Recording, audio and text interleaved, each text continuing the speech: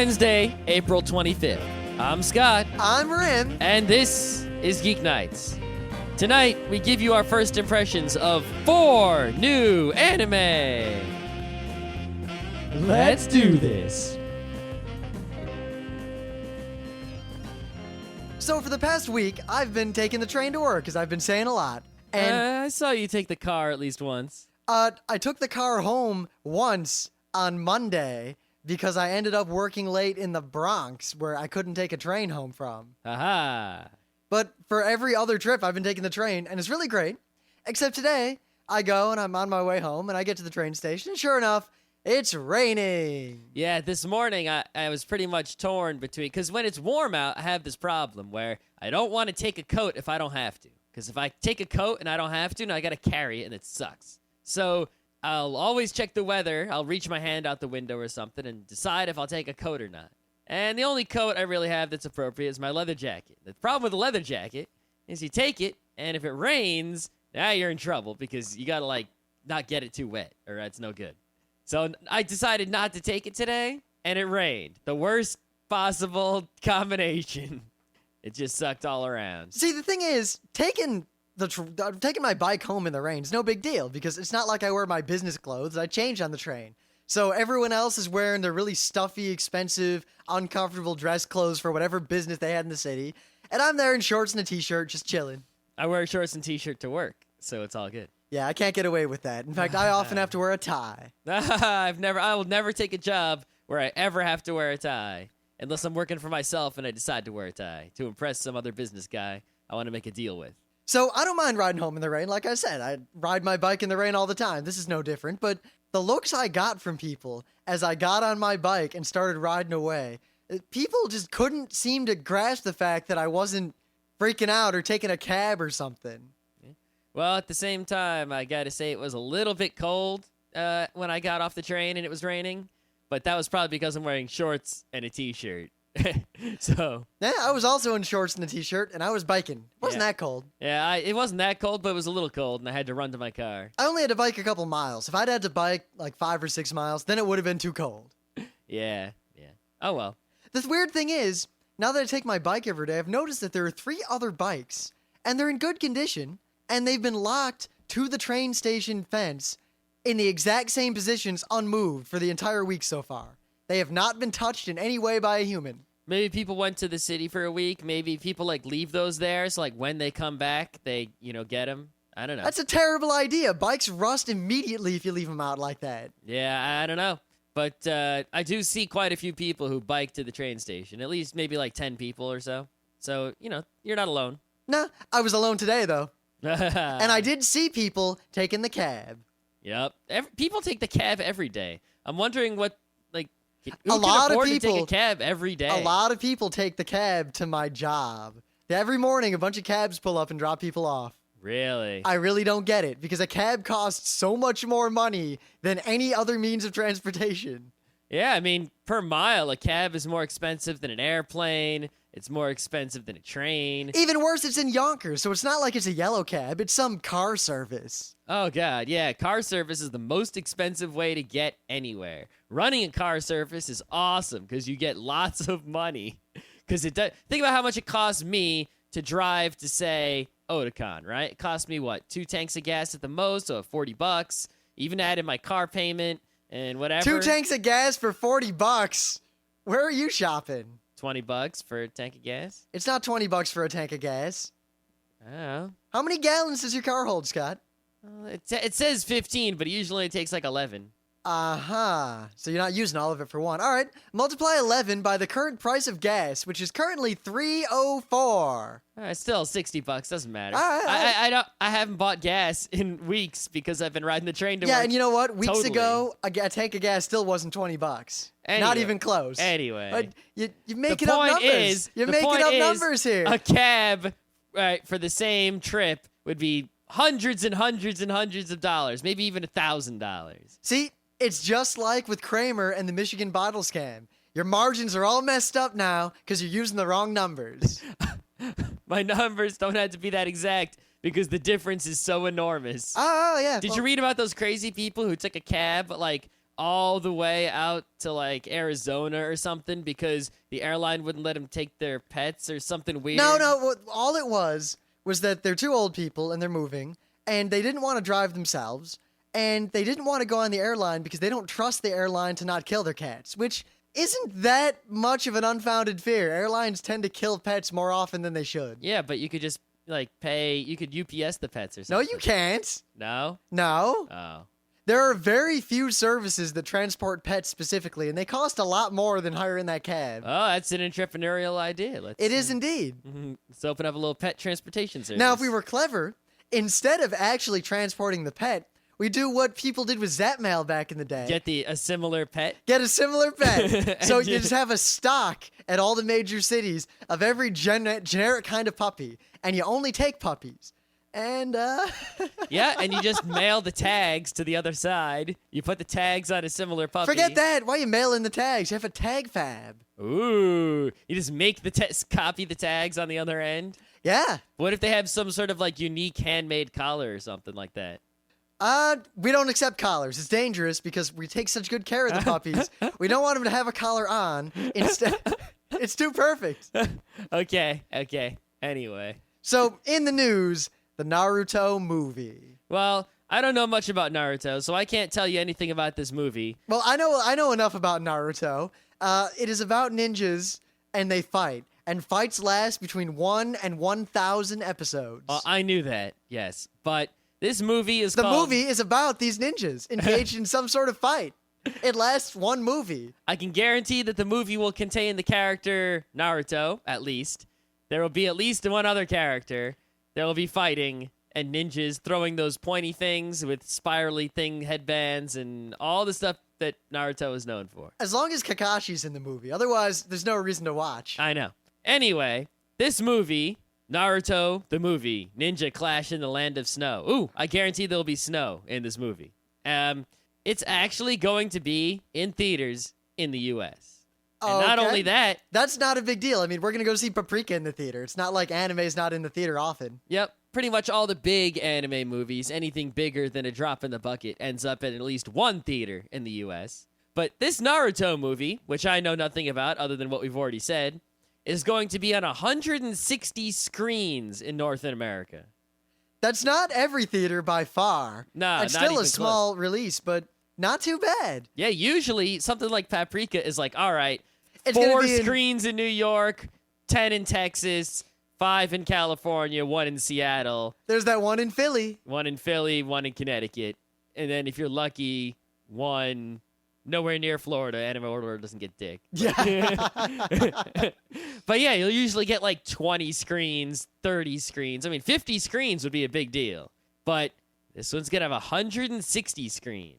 That's pretty much every major city and then some. So no matter where you live in the country, I mean, on average, if there's 50 states, including Hawaii and Alaska, 160 screens, it's going to be in at least 3 places in your state. Or at least somewhere within driving distance. Of I course, would, however, wager that some states, due to socioeconomic factors, may have more of an audience for foreign Japanese cartoons than certain other states. Yes, I can imagine that the 5 screens that I'm allocating to Kansas are actually in California, but... I don't think Utah is going to be so rocking it there. No, Nevada might have some, though, and that's pretty close. Yeah, Hawaii definitely will. Hawaii will have some, Alaska, I don't even know if they get movies up there. That's like the... I don't know anything probably. about They just Alaska. point a projector at the snow. They don't have screens, so it doesn't really... Yeah. But, yeah, it's pretty big news that an anime movie's actually going to get a better than incredibly small release in American theaters. Well, the thing is, Naruto, as a film, I'll bet they would treat it more like a typical kids' cartoon film movie than they would any other kind of anime, because it's definitely not geared at the relatively small demographic of people our age who like Shirotasms. Yep. This is definitely marketed at 12 to 12-and-a-half-year-old kids. I have a feeling it's going to get treated like the later Pokemon movies got treated, you know? Because, like, I remember the original Pokemon movies were, like, theaters everywhere.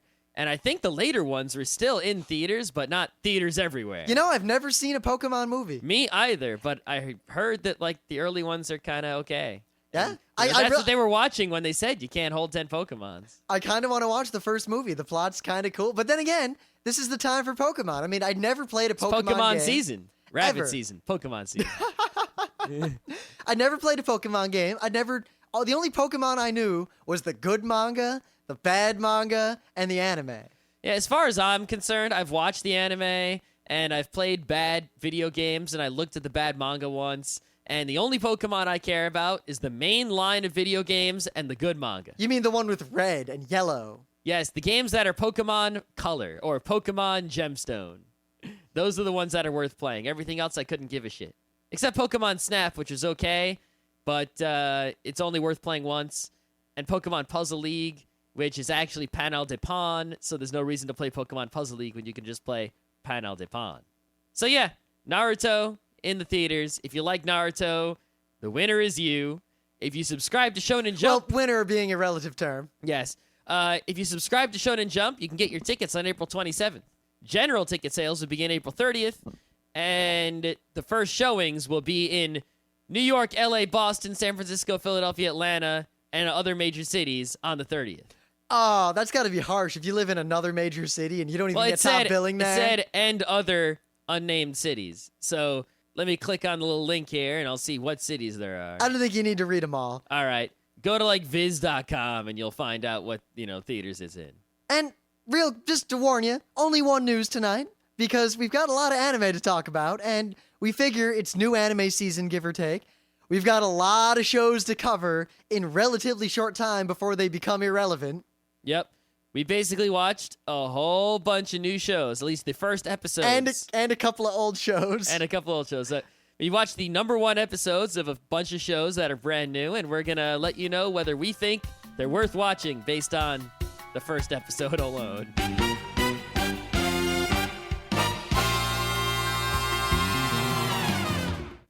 Things of the day. Scott had something old, so I had something old too.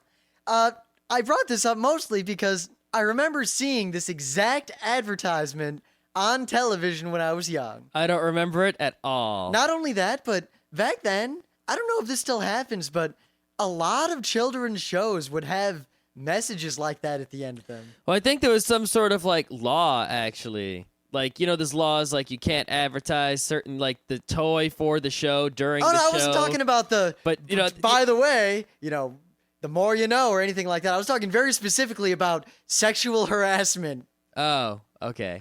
There were several shows that had, hey, kids, if somebody touches you in a bad place, tell someone. I don't remember ever seeing any of them, but then again, I don't remember any of those at all, whether they were about sexual harassment or something else. See, I used to watch He-Man, and I did used to watch He-Man, and I barely remember it. Yeah, I remember it very well, and I remember, now that I'm older, wiser, smarter, stronger, better, I recognize that He-Man is perhaps one of the worst shows ever made. He-Man is so bad. I was so disappointed that when I finally had the internets and I thought, hey, He-Man, that's a show I know I liked when I was a kid. I had a bunch of the toys. I know I watched it, and I know I liked it. I'm going to go and get it and watch it and see, because I don't remember it so well. I'm going to see what it's like. And it was terrible. Good God, was it bad. It's so bad. Thundercats and Transformers, very watchable. Thundercats, the most so. Actually, Voltron, the most so. But He-Man, unwatchable. Unwatchable. So I couldn't think of a thing of the day, really. We never have that problem. Yeah. I'm just as guilty. It's not like... So I started thinking of things that had to do with anime or comics from way back. I set my mind into the past, and I actually dug something up. I remembered a long time ago, perhaps 2,099 times, there was a fun anime plot generator on the internet. And, I searched for anime plot generator, and I found it. So you ready to hear some anime plots? I'm ready. All right, here we go. I'm going to make a random anime plot. In modern-day Japan, a team of young psychic cyborg gun-loving cops battle gang of evil psychics, androids, criminals, and destroy the city in the heat of combat. Sounds a lot like Tank Police. Yep. In Chicago, a young brooding hero travels on an eternal quest, acquiring one or two loyal companions while seeking wealth and fortune, and does battle with evil demon psychic overlord and his lieutenants, and triumphing moves on to the next installment. That sounds a lot better than some of the anime we watched. Yeah. So, if you're looking to have some laughs, maybe make a new anime, maybe make a webcomic, who knows, fan fiction, go to the random anime plot generator, and it'll save you a lot of time and effort. So, today, like we said, we are going to not review, but sort of give first impressions of 4 new anime out this season. Well, actually, one of them I think is from last season, but it's pretty damn recent, so it doesn't matter. Yep. And we're going to do a bunch more shows like this in the next several weeks because we've watched a lot of new anime.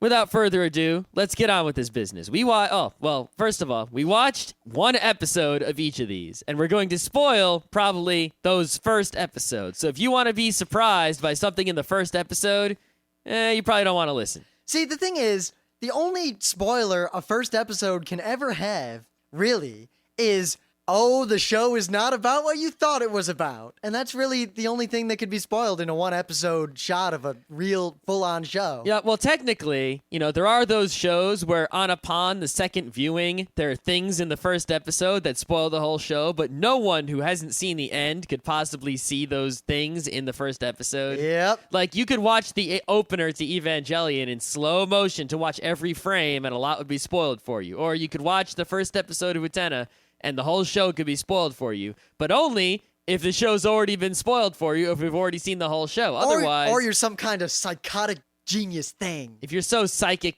powers or something, I don't know. Yeah, but there's no way you're going to figure out the end of Utena from the first episode. But if you've seen the last episode, then you will realize that it is possible, but not possible. So let's jump right in. Yep. The first show we watched, El Cazador de la Bruja. What does that translate to? It looks like it translates to The Witch Hunter. Oh, okay. Which, now that I've seen the first episode, makes a little bit of sense. It does, because the first episode does contain a witch and some bounty hunting action. So. Now, here's the thing. The show starts out, awesome music that reminds me of other shows. And the animation is really, really pretty. The opener's really pretty. The show's really pretty. Everything about this show is incredibly cool, except the show. Yeah. The whole time, pretty much 5 minutes into it, you're going to sit there and you're going to think, this is noir. Someone just made noir with a different skin. It's the exact same goddamn show, except... the colors are bright. Except, unlike noir, nobody gets hung by a necktie in a stairwell. Yeah, the violence is a lot more cartoon violence. The colors are brighter. The characters are more stereotypical anime characters. It's got it's weird, the setting, because the setting is obviously the present day with present day technology. Like, there's even scenes of people sitting in cubicles in an office doing work. But it's also Western. So I think it's like modern day Mexico, and for some reason Japanese people think that all of Mexico is like a Western town, like, from the 1800s. It's kind of weird. But the music was really good. However, the music doesn't fit the show at all. I mean, at least noir... nominally, until you see enough of noir to realize that there's actually nothing underneath that veneer.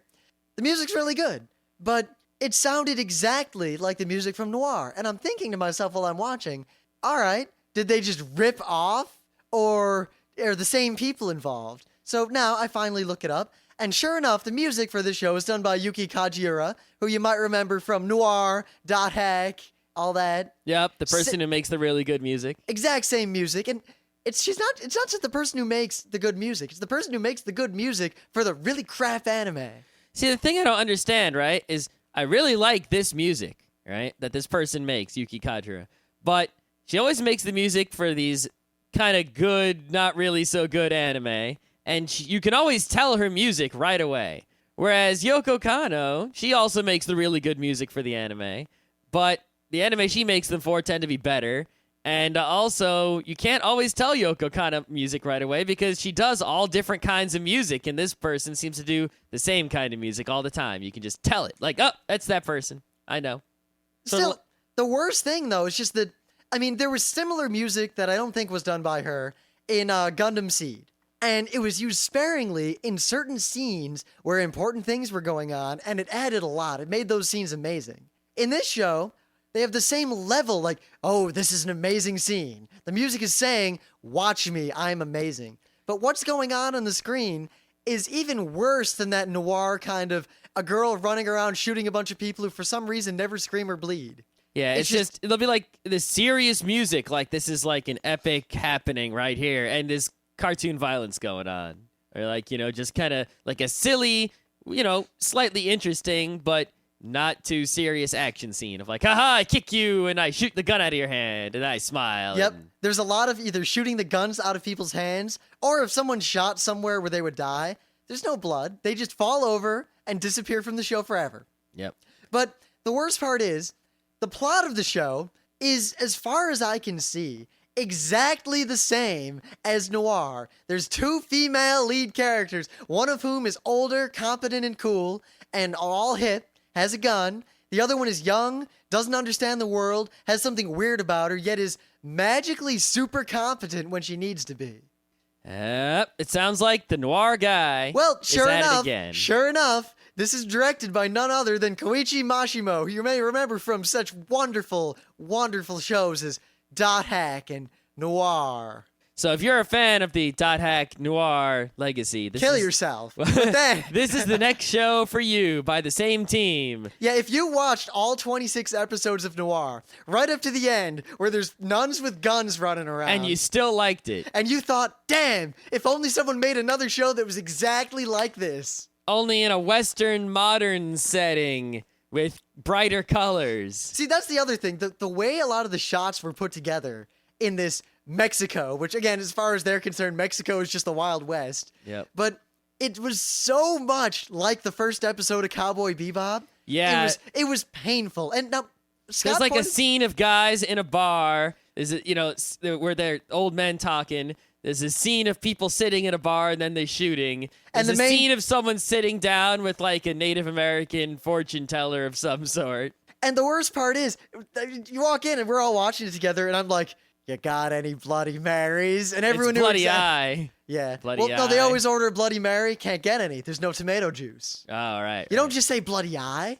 If you want a drug, you don't just walk around the street going, "Hey, got weed? Hey, want to buy some weed? Hey, anyone He got got some weed. He got weed.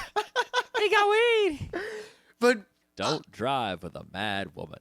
I'm going to go out on a limb and say that this is not going to be a good show. This is going to be Noir Part 2. I think this will be a perfectly average anime in all respects, and I will not spend my time watching it any more than I already have.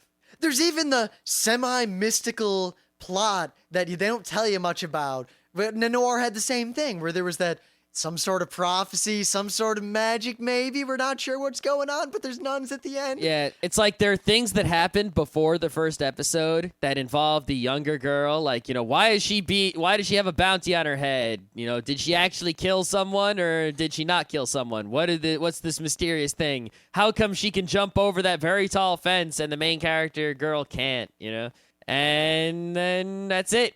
Then for some reason, the main character girl decides to stop bounty hunting this little girl and to protect her from the bounty hunters instead, as is painfully obvious is going to happen.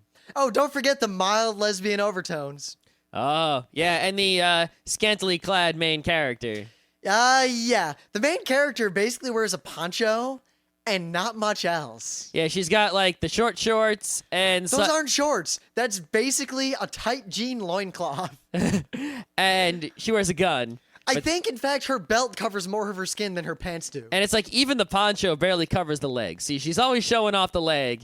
And then when the poncho usually opens up during the fight scenes. So in the fight scenes, you're getting the sex and the violence together. Dave and Joel will be all about that. Yeah, if only it was good. Yeah, it's worth watching the first episode because there's also this really cute set of characters that they introduced but didn't do anything with. But it's not worth watching the show, I don't think, to see what's up with them. Yeah. The cute little girl. Well, I they come guess into if the you've bar, never watched... they're like one beer and one milk. Yep. If you never watched any of the shows by these people, so you don't know what they're like... Watch Noir. Don't watch this. I don't know. This one, I don't know. Noir, while it has probably one of the worst second halves to any anime ever made, in terms of how far downhill it went, that first episode was so badass. Oh, yeah, the first episode was so badass. I Yeah. mean, that scene, everyone knows. Everyone who's seen Noir remembers that one scene where she hangs the dude in the stairwell. Yeah, well, if you like darker shows, watch Noir, and if you like brighter shows, watch this. And if you know what kind of show this is without watching it, don't watch it. And if you like really dumb shows, you can watch Dot Hack. Oh, yeah. 20 episodes of blah, blah, blah, blah, blah, key of the Twilight. All right. So the next show we watched was the brand new and amazing Terra. Remember we talked about the Terra manga, which is coming out now and is super awesome and sci-fi awesomeness. Well, that we mentioned when we talked about that manga, that there's going to be a new show about that manga. And lo and behold, the show is out and we have watched one episode of it. Now, the show, when it first starts, the very, very beginning, before the opener or anything, it gave me the same feeling that the new Phoenix anime did, in that it seems as though they're treating it with the proper level of respect and faithfulness. Yep, the people who have made this anime version of Terra definitely have read the manga, and they're sticking pretty close to it, as close as can be expected. And they definitely capture the right mood and the right setting, and they're not like, just taking the idea and running away with it like nutcases. They're basically taking the manga and animating it for easy enjoyment. Yep. Now, they do take a bunch of liberties and change a few things. We'll get into that, but they're really not doing any more than what the Phoenix people did with Phoenix, because Phoenix has a lot of goofy characters and goofy things in it that they pretty much completely removed from the anime. And yeah, the random Tezuka humors and things like that. Yep. Yep. And there are similar things occasionally in Terra, which are also, for the most part, removed. But more importantly, they changed that stupid rocket sled roller scooter through the inside of the planet whatever scene, and they made it cool. That, not to disparage the manga, because the manga is amazing, at least as far as I've read, and I think it's going to continue to be The second amazing. one's going to be here in like next week. But one of the major plot points, when he goes into the amusement park and he gets on that ride, if they had actually stuck and made the anime version exactly like what they show you in the manga, that would have been so lame. Yeah.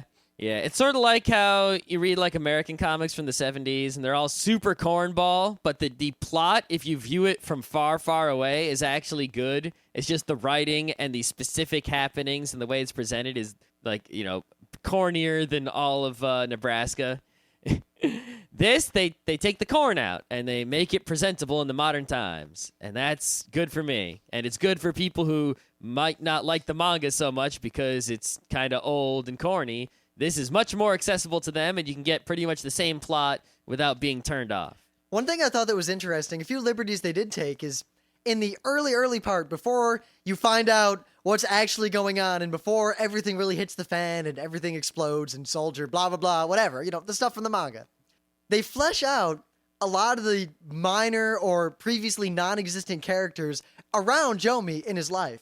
And particularly, they flesh out his mom, and they add a lot more to him. Yeah, because the manga definitely concentrated more, at least the first volume, on the plot surrounding the characters and like the huge big goings on and why everything was the way it is and the sci-fi plot and all that stuff. And this seems to actually concentrate on that less. It zooms in more on just what Jomi's doing. It doesn't show you a lot of what Soldier Blue and whoever else is doing, like the manga did. Yep. You get a lot of him interacting with his friends from before everything crazy happens. Yeah, you get scenes of like, Jomi eating breakfast with his parents, and when it's funny because there's one part where he eats a sausage on a fork, and then like the way they animate it is he moves the sausage towards his mouth, and like in one frame the sausage is there right in front of his mouth, and the next frame the sausage just disappears. Scott and this goddamn sausage.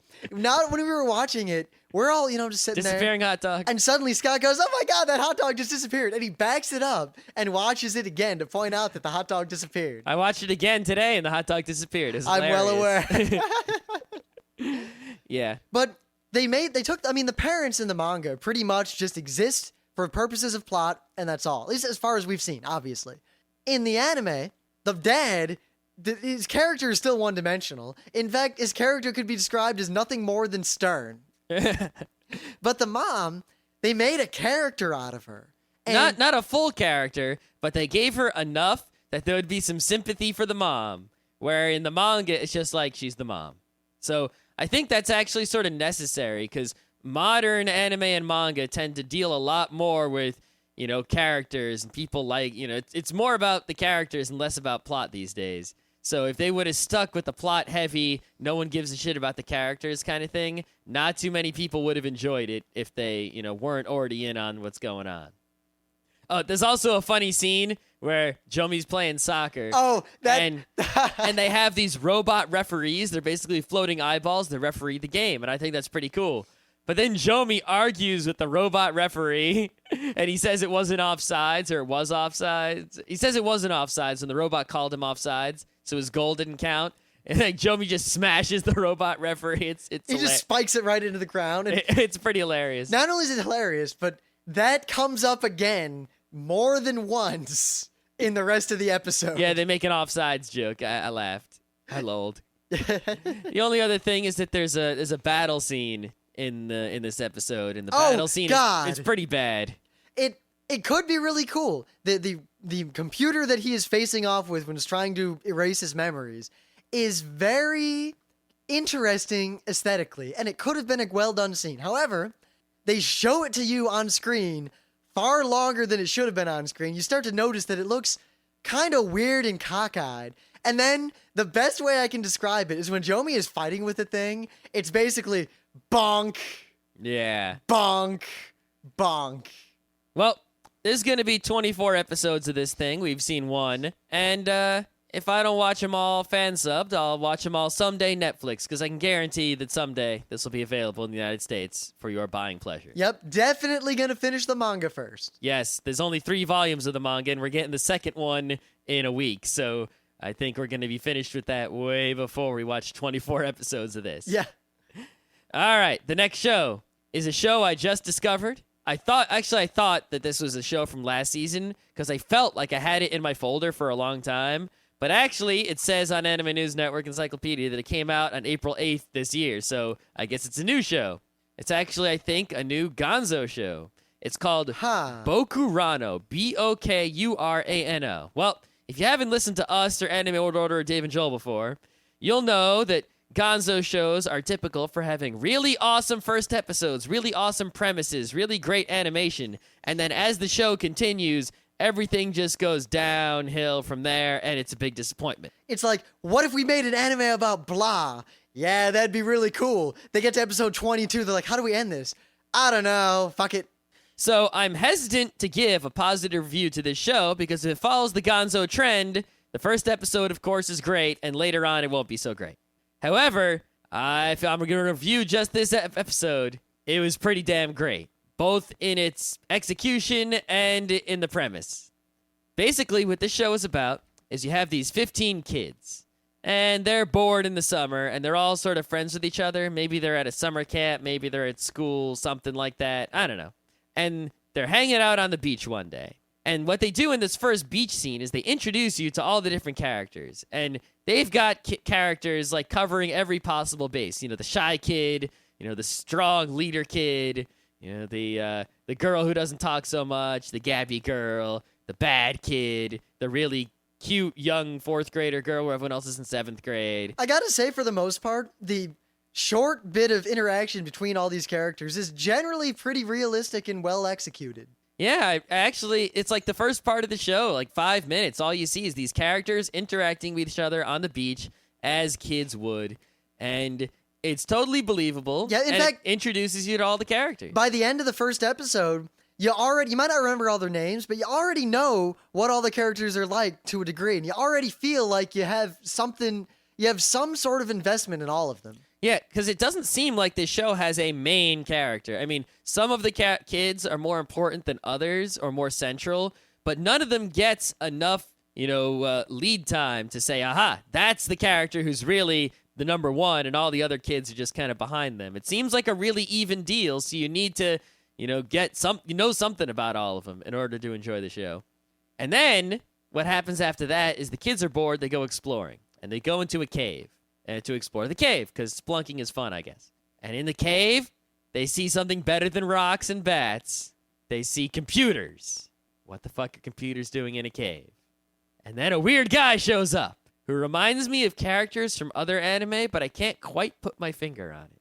Like, he seems like all those scientist guys, who are all, sort of like, but he's also sort of mysterious in that he doesn't talk so much, and he doesn't say any more than he has to. Yep, and he's got those circular glasses that light up. Well, the Professor Tomoe glasses. Yep. But the way he says things, and I mean, obviously I'm relying heavily on the fan subbers, and I don't know how good the fan subs were, but he always, like, they say, oh, is this a game? And he'll say something like, yeah, game, that works. Yeah. Anyway, he tells these kids that they're going to play, that he's making a game. And I don't know why these kids don't question why a guy's making a game in a cave. Well, some of them do. They're like, but a few of them are, oh, cool. And I don't know. I probably would have been, ooh, cool. Yeah. Because I wouldn't expect what happens to happen. Yeah. So he says, you can all be the beta testers. And they're like, oh, okay. So, he says, all right, just walk up to this thing, say your name, and touch it with your hand. So they do so, except for the little girl who doesn't want to.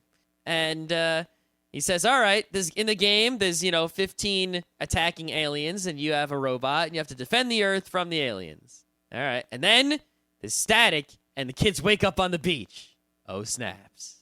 What the hell's going on here? It's craziness. All right, you not going to say anything? All right. No, I can say something. Now, one really interesting thing, and I really don't think this had anything to do with commercial breaks, is that periodically, whenever there's a break in the action, there'll be this sudden cut of static, and then you'll be in a new scene. And I really, really, really, really get the impression that this is an Utena style, hey, you're just gonna get used to the static and not worry about it, but then the static is actually something important later in the show. The static is definitely something important, but what it is, I cannot bet on right now. I have a few hunches, but there are definitely a bunch of hunches, but I don't have any evidence to support any one over the other. All I know is that one of them is probably true, and the others are all false. Anyway, what ends up happening, of course, is that it's not a game. They have a robot, and they need to defend the Earth from other robots. And it's a really great scene when they fight the robot with their robot, because the actual fighting is not so interesting. What's interesting is that no one else can see either of these battling robots except the kids and the scary scientist guy. But the effects of the robot battle are felt throughout the city. So there'll be crazy weather and storms and waves and earthquakes and lightning and all sorts of stuff. But none of the people will see these robots. So they'll just be like, OMG, this is crazy weather and an earthquake. I hope the kids are all right.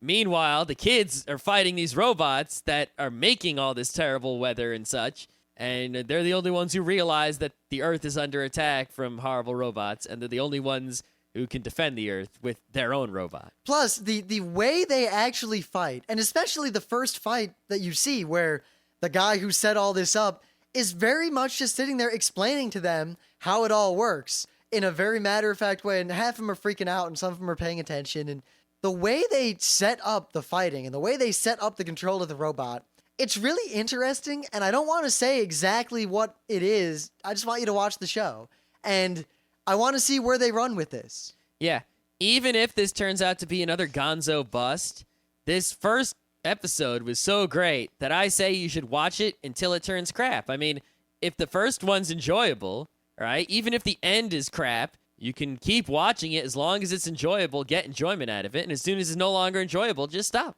It'll be worth it.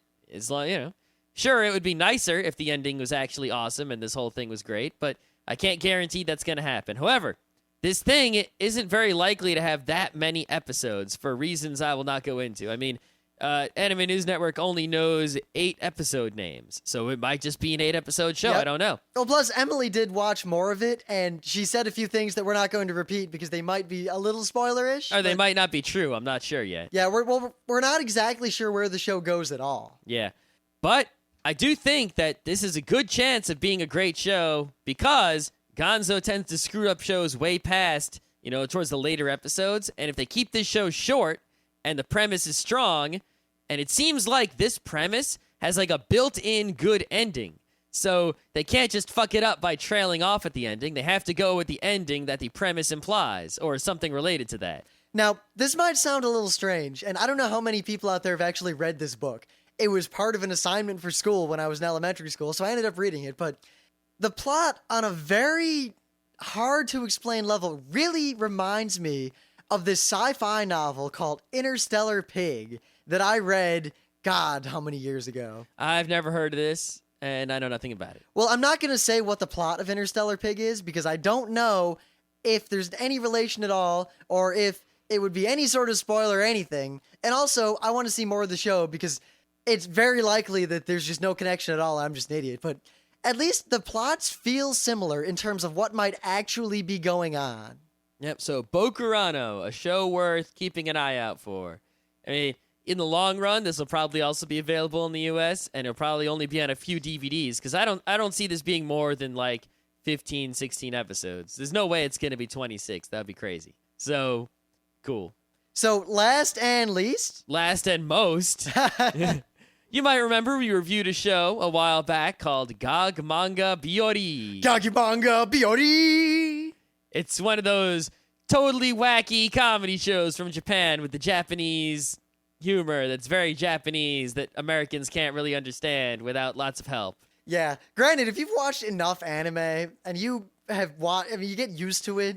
This is the kind of humor that you're probably going to start understanding whether you realize it or not. Yeah, like you can understand Azumanga Daioh and Cromartie High School and the first season of Gag Manga Biyori. You can understand the second season of Gag Manga Biyori. I gotta say, the show is picking up right where it left off, and I love it. It's one of my favorite shows. They changed the opener, but with they have a similar style song about Waikiki Beach or something, and then at the end of the opener, they still go Gag Manga Biyori, and then the closer, they still go.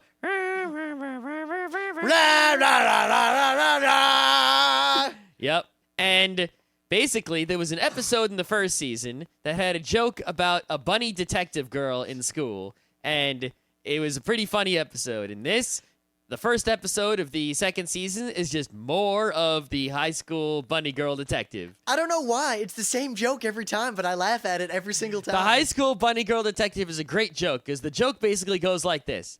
There's a school. There's a bunny girl who's a detective in the class, sort of like Encyclopedia Brown or whatever. She's talking to this bear guy, this bear kid. The bear kid is like... You can't be a bear. Right. The bear kid is like, oh, there haven't been any incidents lately. She's like, yeah, I wish I could do some detectiving. Then he's like, then she'll say something like, why don't you go die in a fire so there'll be an incident? And he's like, no, why should I'm not going to go die in a fire. Then there'll be an incident like, oh, something happened. And the bear guy will just talk to the bunny girl like they'll be talking about the incident. I wonder who did it. Then the bunny girl gets the eyes of, doom, I know who did it. That's a lot better than the gums. Yep. And it's always the bear guy who did it. And it's hilarious because it moves the camera out and you see him doing the crime. Like right in front of the bunny girl, but he's talking like he didn't do it. It pretty much always ends with him being taken away by the police. It's just great. It's hilarious. And it doesn't matter if you know what the joke is, because when you actually zoom out and see what he's doing, it's always funny no matter what. Even if you've seen it before. I watched this episode for the second time. It's still funny. So yeah, if you like humor, you should be watching Gag Manga Biyori. And if you haven't seen the first season, don't even bother watching this yet. Go find the first season. Watch episode 1. If that doesn't hook you on this show, there's no hope. There's no hope for you now. I mean, that's still my favorite still my episode. favorite one, and I've seen it like 10 times. Because I just remember I was laughing painfully hard at the end with the sticker. Yeah. Well, even like I was laughing already, and I was laughing and laughing and laughing, and I'm about to stop laughing. My body says, all right, you've laughed enough. And then the sticker, and I kept laughing, but there was no more air. It was just too much. Takeru-kun is the only one in my Doki Dokimon world. Yeah. I was really surprised, though, because, I check Anime Ski every day to see if there's any new shows. I look for the number 1, because that means a new show, right? And it might not mean a new show, but it might mean the first episode of a show that I've never seen before. And I didn't expect to ever see in my entire life more Gag Manga Biyori. I thought I was done. I saw the whole first season. That's over. But no. Gag Manga Biyori 2, Episode 1. I was like, yes! Yes! Oh, yeah! Can't get better than that. There's no question whether this is going to be good or not. I don't have to watch it to know if it's good or not. It's good, and there it is. If you have any qualms about fan subs, the show's not getting licensed anytime soon. Yeah, if this gets licensed, that'll be crazy, and I'll buy like 2 copies just to show my support for that shit. If this show, or a show of this level of, I don't know, localness to Japan, I mean, what market is there for a show like this? How many people in America would even they watch licensed it? Cromartie, but this is even more crazy than that. This is beyond Excel Saga, because Excel Saga at least is accessible in that it's just weird a lot of the time. And super wacky. this is not wacky like that. It's zany in this kind of off-center way. It'd be almost sinister if it went any further with its concepts. Harris. Impacto!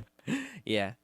So, if you missed the first season of Gag Manga Biyori and maybe you can't find it online, or if you enjoyed the first season of Gag Manga Biyori, go download the second season of Gag Manga Biyori. Because if you don't, you have no sense of humor, and I don't care about you. So, of course, before we wrap it up, once again, remember, Kineticon, it's a ways out yet, but we're going to be rocking that con. We're going to be super rocking that con. This weekend, 2 days from now, is TorahCon. TorahCon in Rochester, New York, at the Rochester Institute of Technology. Geeknights is appearing there in a panel, though Scott will not be joining me, so it'll basically just be me. Yeah, I was thinking about going, I was thinking about not going, but now I'm thinking about not going. So it's just not worth a 5-hour drive to Rochester to do one panel and go to a game store and then come home and maybe eat a really good sandwich, but I can get a really good sandwich in the city. So yeah, I really don't want to drive either. I got stuff to do here. I don't know if I need to go buy new shorts. And I don't know a if new I'll go belt. to any more TorahCons after this, just because it's far away. And Yeah, we unlike did- other cons, they Like don't if you weren't going pay to, us. yeah, like if you weren't going to this convention, I would have gone because we promised to go and do the panel. So I would have. Oh, I'm not going. Yeah, you are. No, I won't go. We'll see. No, I just won't go. Now you have to go. We'll see. What do you mean we'll see? I just won't go. Because I wouldn't back down on a place we promised to appear, but at the same time, it's But if you're anywhere near Rochester, New York, you definitely should go to TorahCon. It'll be worth your time if you live close by. Yes, it has been very fun the 2 times I have gone. It is also very cheap, and it is only 1 day, so you don't need a hotel room or anything. Yep. That's sort of also why it's not worth driving 5 hours, because it's only 1 day. So, and I've been to TorahCon before, and You've been to Otakon before? I went to RIT school for 5 years, so. Well, you see, it's like every year. I'm not in a rush to go back there so soon. For me, TorahCon is like my annual pilgrimage back to my spawning point. Yeah. I think you RIT spawned before RIT. RIT is like the land where all of my geekery became crystallized, and I became the man that I am today. Yeah, it is sort of like the Front Row Crew Mecca in a way. Yes, we have to make periodic pilgrimages, or we'll become lame and have desk jobs. Yep, I'll probably go back there when there's something going down, but Actually, I plan to go to at least several RIT hockey games next year. well, let's go to the one they play at Sacred Heart, which is near like 5 minutes from my parents' house. Didn't we say we were going to do that last year and we didn't? Well, we'll do it this year because my friend works at Sacred Heart as a sports guy, so he'll totally get us the hookup. He'd better get us the hookup. And then Get us in his press. he's not the press. He's like the announcy talkie guy. So can he get us in his press? I don't know what he can get us in. I'll as. cover the game. I'll take pictures. They have people who cover the game. I'll cover the game better. Anyway, they also we could probably go to the West Point game because they play Army, and that's not too far. God, away. Army is one of the worst hockey teams ever to. Really, I heard they were kind of good. Well, maybe they are now, but I mean, I didn't know anything about the Division 1 we were getting into. And I remember very clearly when I was at IBM and I was like, hey, my old school RIT is joining Division 1, blah, blah, blah. And I said all this stuff. And he says, hey, is that where Army plays? And I said, yeah. Yeah, it's the Atlantic League. And he said, I used to play for Army. They're the worst hockey team to ever exist. Well, maybe it's different from when he played for them. It might be. I don't know. I haven't followed RIT hockey at all. I didn't even know All they I were know doing is that well. RIT hockey did really well this year, but because they're brand new in the Division 1, they're not allowed to be in any tournaments or win anything because they're brand new. So how much would that suck if you're the guy who won and you have to remember that the only reason you won is because the team that was better than you was statutorily prevented from winning the tournament? Like, imagine this. Imagine, like, pick a sport, right? Now, let's pick baseball. Let's say I start a brand new baseball team, an expansion team, a team that never existed before, the Beacon Front Row Crew Nerds, right? Brand new Major League Baseball team. But because we're a brand new team, we're not allowed to win the World Series. Let's say we go the entire regular season undefeated. I know that's pretty much impossible, but let's say it happens, just for the sake of argument. We're the best team, hands down. No one can even hope to beat us. But because we're a brand new team, we're not allowed to go into the playoffs or win the World Series or anything. That's what this is like. So hopefully in a year or two, when RIT is actually allowed to win the tournaments and things, they will still be good and win, because that would be awesome. All right, this show's over.